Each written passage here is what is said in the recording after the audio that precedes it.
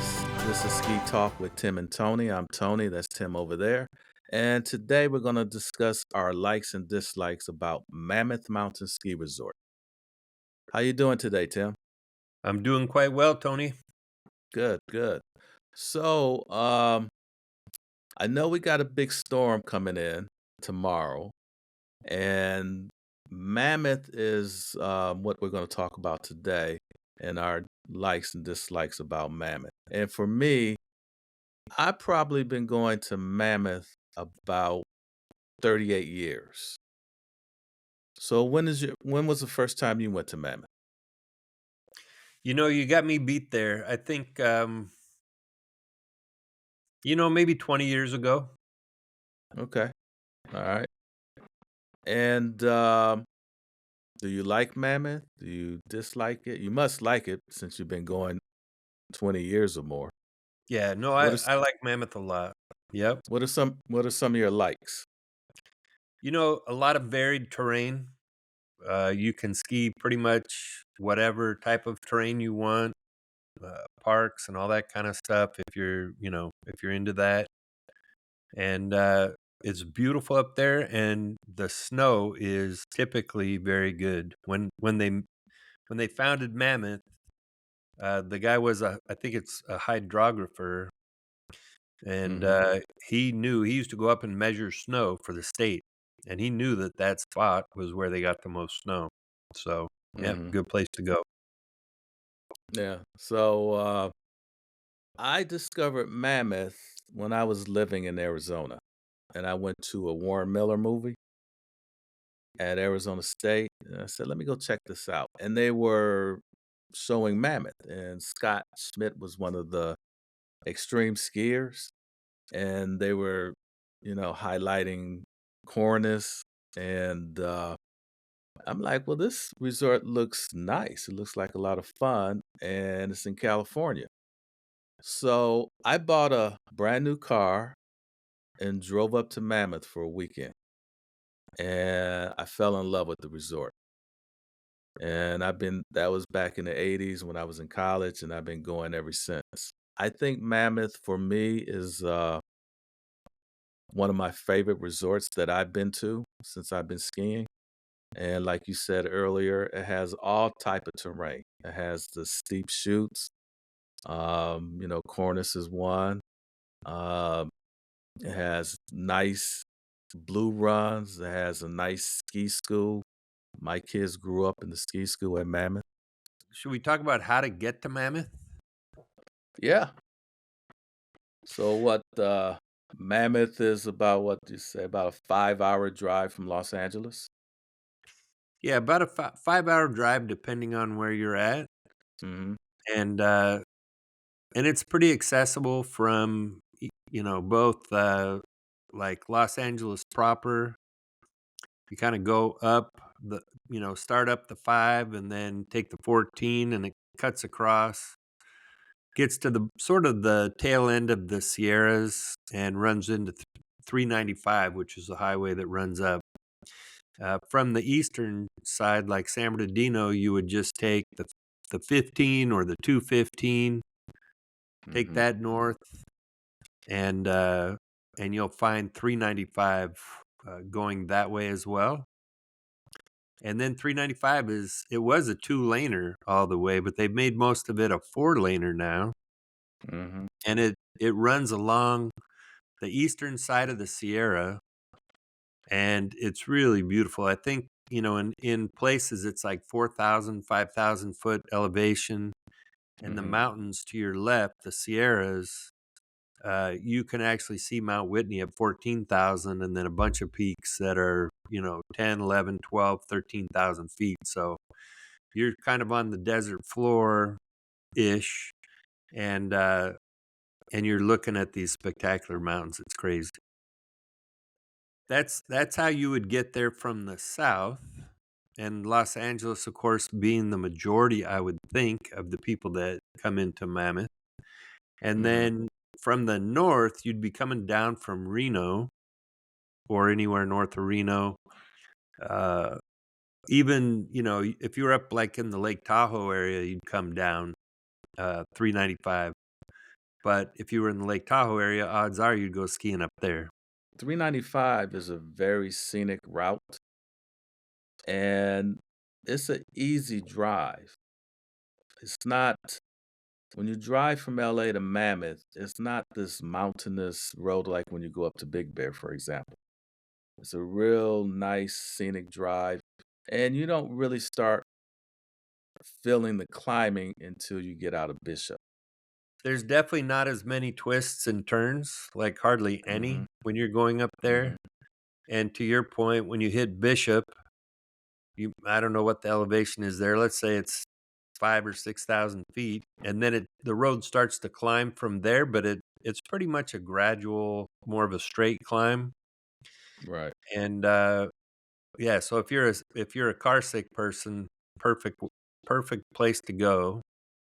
mhm, And you just need to expect and be prepared for when you get out of Bishop and climb up to the higher elevation, you're going to hit snow and potentially ice, depending on what the weather's been like, and you want to be prepared for it. You want to have chains and a vehicle that can handle, you want a little ground clearance, uh, because I mean, you're driving in snow.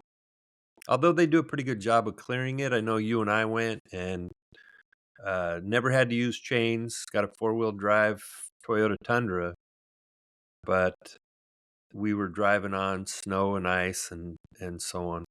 yeah, and the town of Mammoth is a nice little town. They do have a hospital. I think they have a college. They have a grocery store, and they have a nice transportation system in Mammoth. So once you get there, you don't really need to get in your vehicle anymore. You can just park it and use their buses to get around the town and get back and forth to the ski resort, go to the grocery store and stuff like that. So I really like that. I really like their transportation system. And Tony, where do you like to stay when you go to Mammoth? That's a good question. One place we've been staying lately a lot is called Seasons 4. And Seasons 4 is on the Canyon Lodge side. And I think it's pretty reasonable. They're condos. They have one and two bedrooms, two bedrooms in the loft. So I think the biggest unit will sleep up to 9 people. And it's close to the village. From Seasons 4, you can walk to the village. You can the bus stop is right there. So you just, step out of your condo, walk over to the bus stop, and that'll take you to Canyon Lodge, or you can walk down to the gondola at the village and take that up to Canyon Lodge. So there's a lot of things around Seasons 4. So that's one of the places I've been staying a lot lately, and their prices are pretty reasonable. And Tony, what would you advise somebody as to where to park at Mammoth? Good question.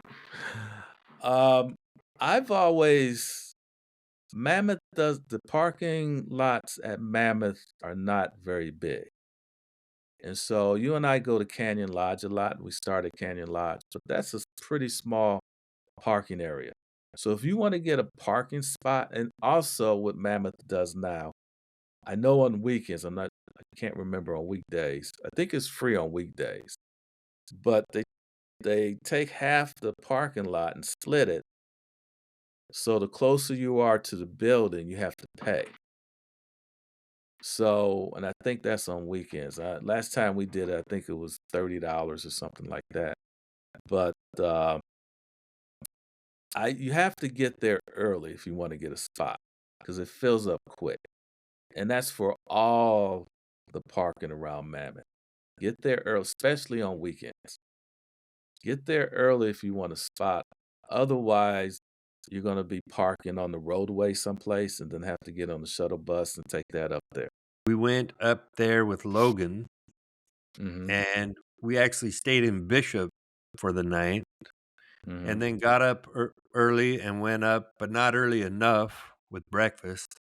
Hmm. And so we ended up not being able to get into the lodge. We had to park along the road, and the nice thing was it wasn't as bad as I thought it was gonna be Mhm. because you park and then to your point, there's bus stops frequently along there, and the bus comes through and picks you up and takes you up there. So that's a good backup, but I prefer to get there early and get a spot in the parking lot. I do too, especially, like, in my earlier years when my kids were little. It was such a hassle carrying carrying all that equipment and, have to get on the shuttle bus with little kids and their skis and all that kinda stuff. And like you just said, I prefer just getting up earlier. Sometimes I would just get up myself and go get a spot because we had all the lunches in the car and, stuff like that. So it's just easier when it was lunchtime just to go to the car, get the cooler instead of have to get on the shuttle bus, go down there, get the food, and get on the shuttle bus and bring it back up and all that kind of stuff. So for me, it was just a lot easier just to get up early to get you a spot in the main parking lot. Mammoth is part of the Icon Pass, and Mammoth with the Icon Pass is unlimited. So you can ski as much as you want with the Icon Pass at Mammoth. And another good thing about Mammoth, uh, you June Mountain is about 30 minutes away from Mammoth. And, of course, June and Mammoth are kinda, they're brother sister resorts. And, you can go over to June, and if you have the Icon Pass, of course, you can use the Icon Pass at June. But if you just buy a single pass, your pass is also good at June. And June is a really nice place just to, if you have little kids and stuff, to take them over there and ski. It's not the luxury resort Mammoth is. It's more laid back. They have long runs, and you don't get the big crowd at June like you do at Mammoth. Yeah, that's where I took my kids was over to June, Mhm. to teach them to ski because it is, like you said, very, very mellow. I took my cousin. This is about 4 years ago. He has young kids, and I was trying to introduce him to Mammoth in June. So when I took him over to June, he fell in love with June because it was him and I just went up and down, up and down, up and down. There was nobody there. And then he saw a sign that said, kids 12 and under ski free. He just went berserk. He go, oh, I got to bring my kids here. So I would say, if you go to Mammoth, make sure you go to June.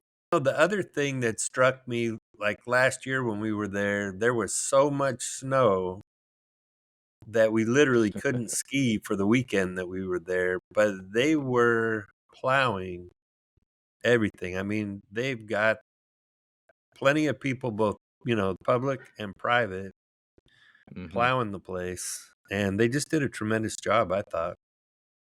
Yeah, I agree with you. I thought they did a fantastic job, and they, I mean, of all the times I've been skiing, and I've been skiing a lot, and I've skied in other countries, Europe, Canada, New Zealand. I've never seen that much snow at a ski It was resort. it was I, crazy. it was crazy, and when they said when we went up there that weekend you're talking about, and